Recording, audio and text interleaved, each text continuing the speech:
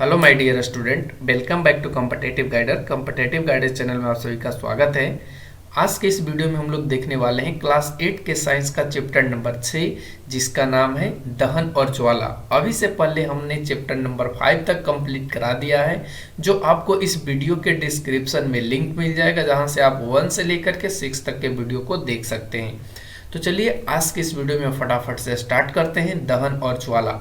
दोस्तों, इस वीडियो में आपको समझ में इस चैप्टर से ही आ जाएगा कि दहन और ज्वाला यानी यहाँ पे हम लोग क्या बात करने वाले हैं। यहाँ पे जो हम लोग बात करने वाले हैं वो किसी पदार्थ को जलने के लेकर को बात करने वाले हैं, और साथ में जलने के बाद क्या होता है, ज्वाला कैसे उत्पन्न होता है, इस सारी चीज़ों को इस चैप्टर में पढ़ाया गया है और हम लोग इस चैप्टर का यहाँ पे क्वेश्चन आंसर कर रहे हैं। तो आप सभी वीडियो शुरू से अंत तक देखिए, तभी आपको इस पूरे चैप्टर का क्वेश्चन आंसर समझ में आ जाएगा। साथ में आपको इसका पीडीएफ भी कुछ समय के बाद अपलोड कर दिया जाएगा, जो आपको डिस्क्रिप्शन में ही मिलेगा। वहां से आप इस वीडियो का पीडीएफ भी डाउनलोड कर सकते हैं। तो चलिए आज के इस वीडियो में फटाफट से स्टार्ट करते हैं बिना समय को गवाए हुए क्वेश्चंस के साथ। क्वेश्चन इस प्रकार से, क्वेश्चन नंबर फर्स्ट, जिसमें पूछा गया है कि दहन की परिस्थितियों की सूची बनाएं। तो सबसे पहले आपको समझ में आने चाहिए कि दहन क्या है।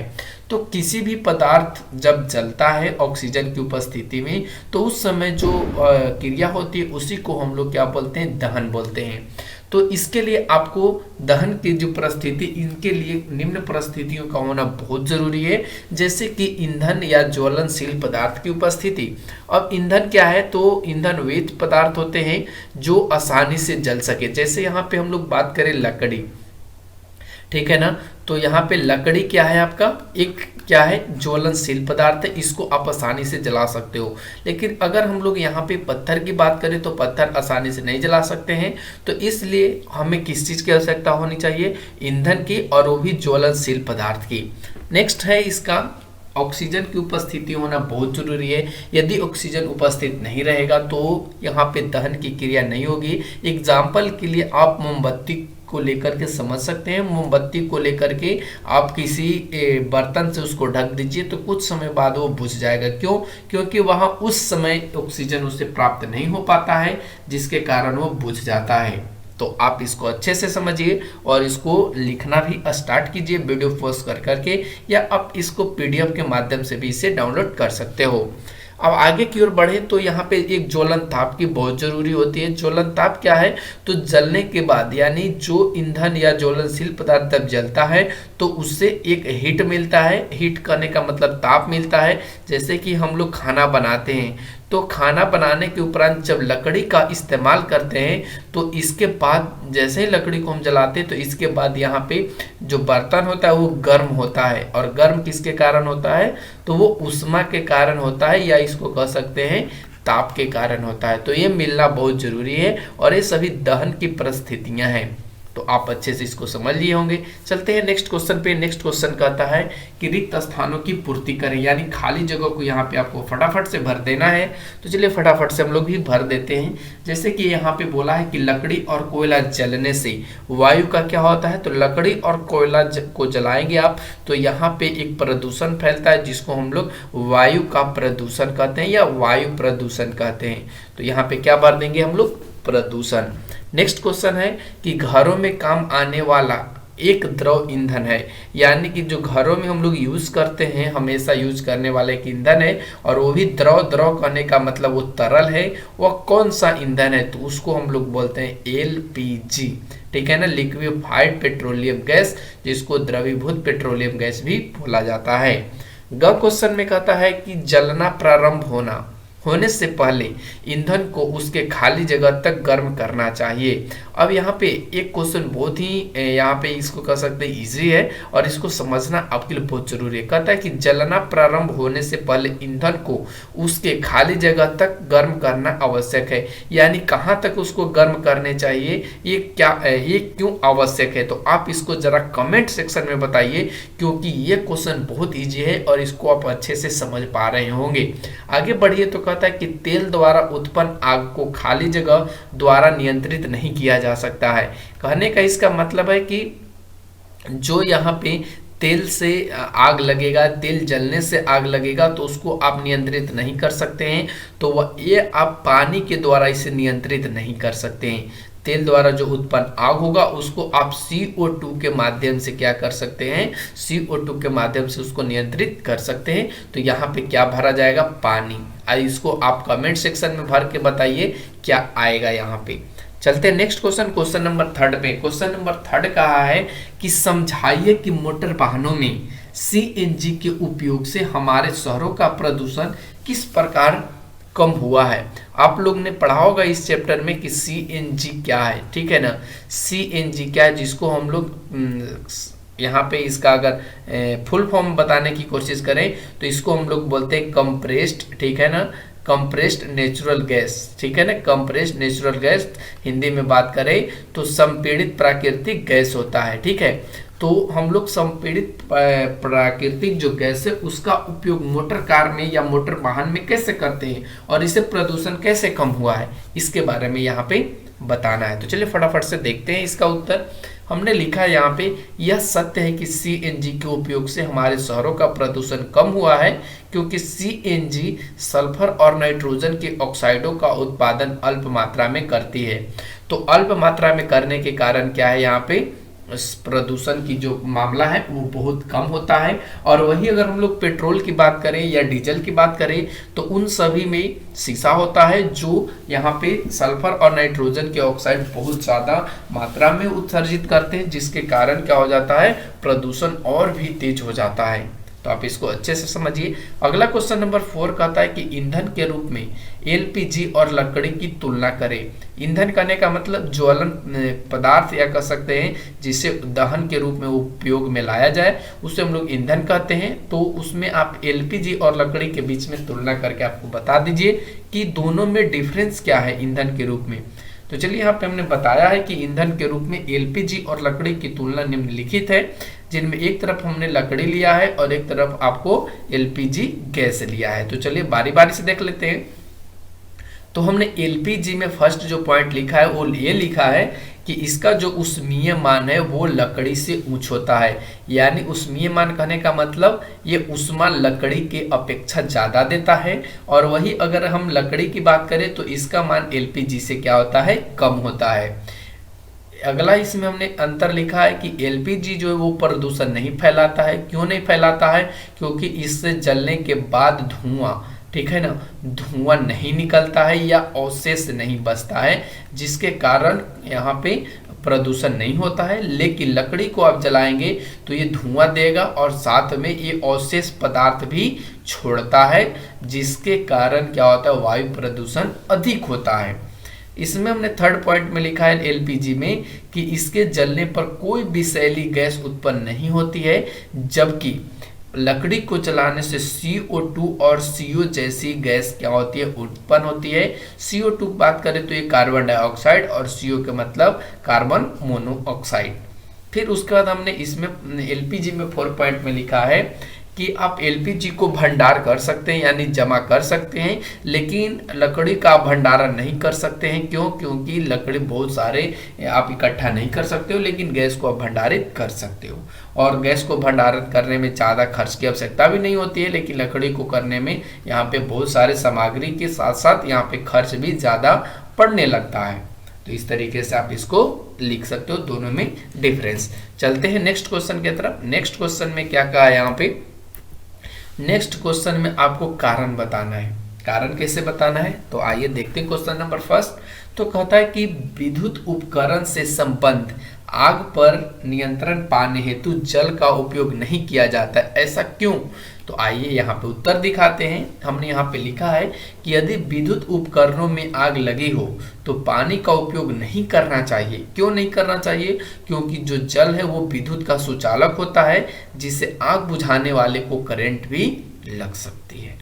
तो इस तरीके से आप इसका उपयोग न करें। अगर विद्युत में आग लग गया है या लाइन से आग लग गया है तो आप इसका क्या करें, पानी का उपयोग न करें, आप CO2 का प्रयोग करें।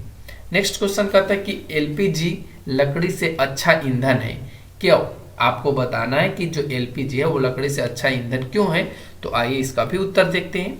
हमने यहाँ पे लिखा है कि LPG लकड़ी से अच्छा घरेलू ईंधन है, क्योंकि लकड़ी को जलाने पर वायु प्रदूषण के साथ साथ अवशेष का निर्माण होता है जो स्वास्थ्य के लिए हानिकारक है, जबकि एलपीजी को जलाने पर न ही वायु प्रदूषण होता है और न ही किसी प्रकार का कोई अवशेष बनता है।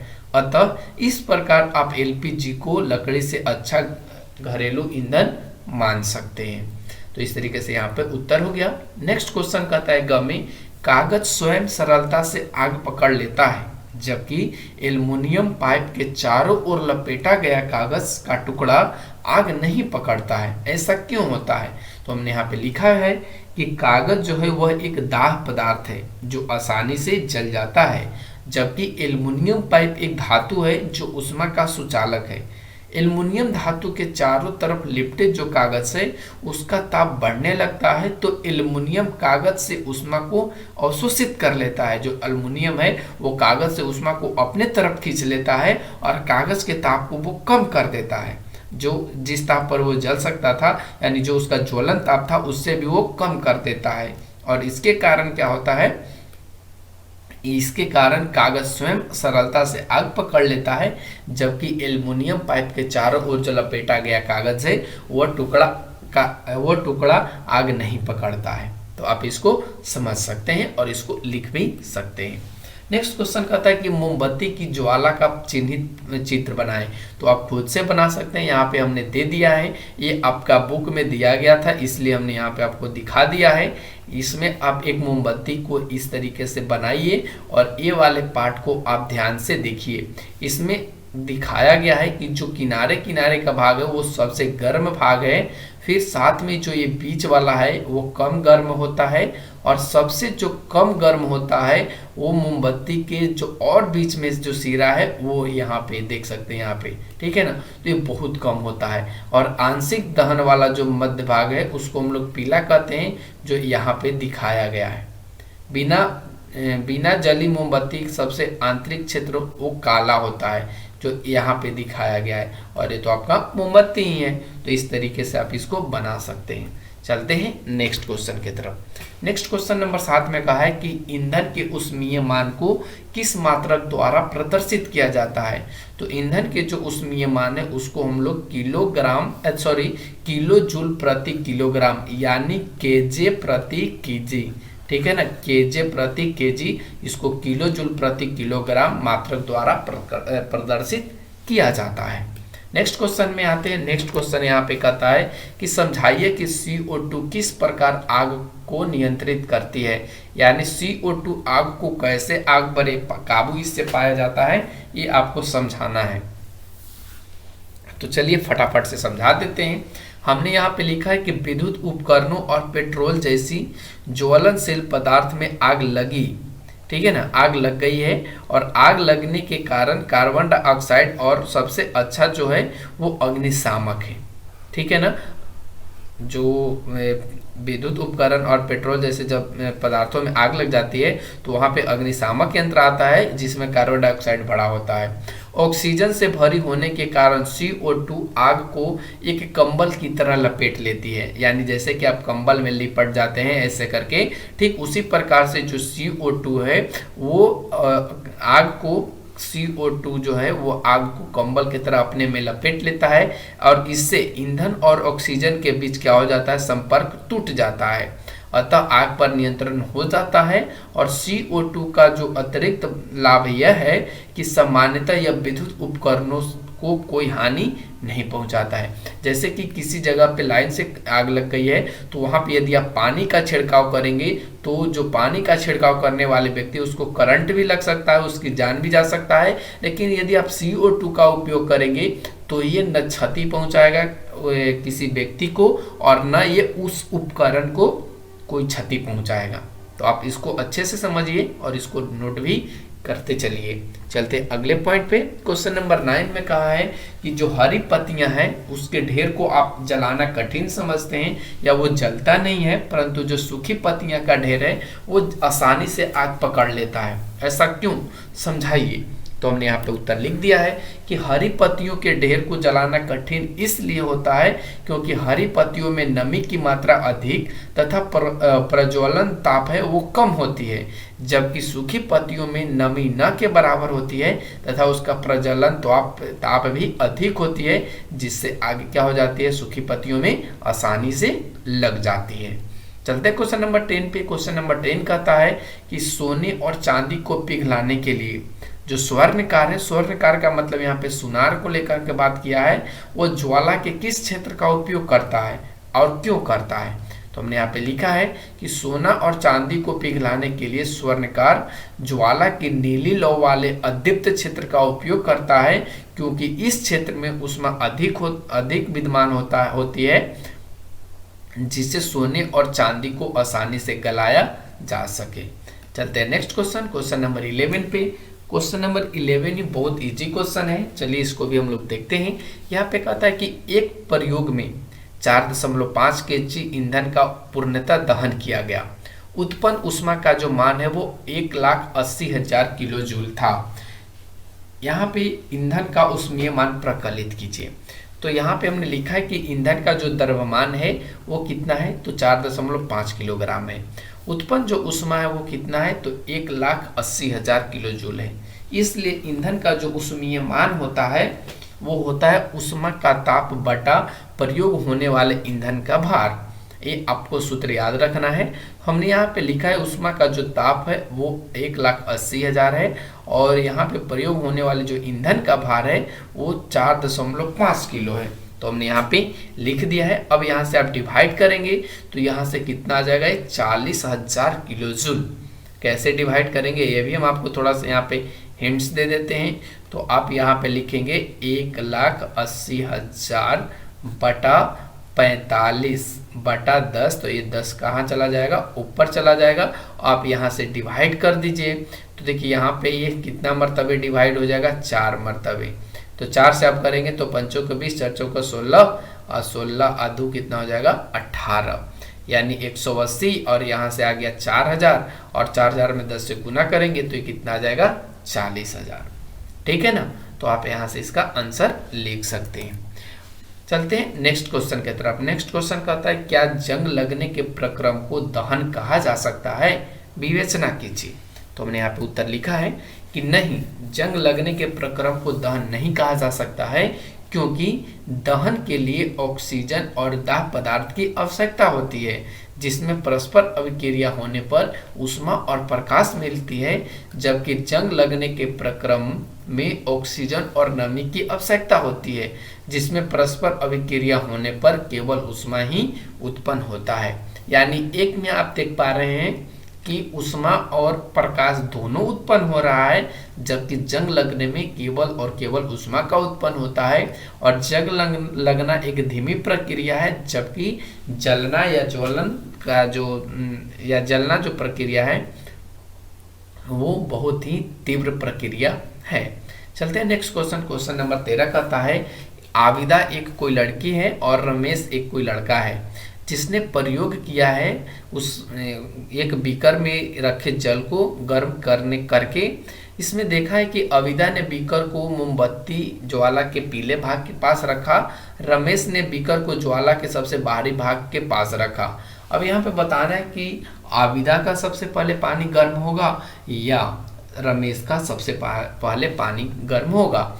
तो अब हमने अभी से पहले पढ़ा था कि जो ज्वाला है, ठीक है ना, उस जो भी मोमबत्ती जल रही है उसके जो बाहरी वाली जो क्षेत्र होता है उसमें जो हीट है या कह सकते हो वहाँ पे जो ऊष्मा है वो बहुत ज़्यादा होता है, और बीच वाले भाग में क्या होता है वो कम होता है, पीले वाले भाग में वो कम होता है, जिसके कारण अब यहाँ पे हम उत्तर लिखने की कोशिश करेंगे कि रमेश के बीकर का पानी जल्द गर्म होगा, क्योंकि ज्वाला के सबसे बाहरी का जो भाग होता है वो अधिक गर्म होता है, और आविदा का इसलिए जल्दी गर्म नहीं होगा क्योंकि वो ज्वाला के पीले वाले भाग के पास वो बीकर को रखी है, जिसके कारण उसका जो बीकर है वो उसमें पानी जो भरी है वो बहुत ही लेट से गर्म होगा।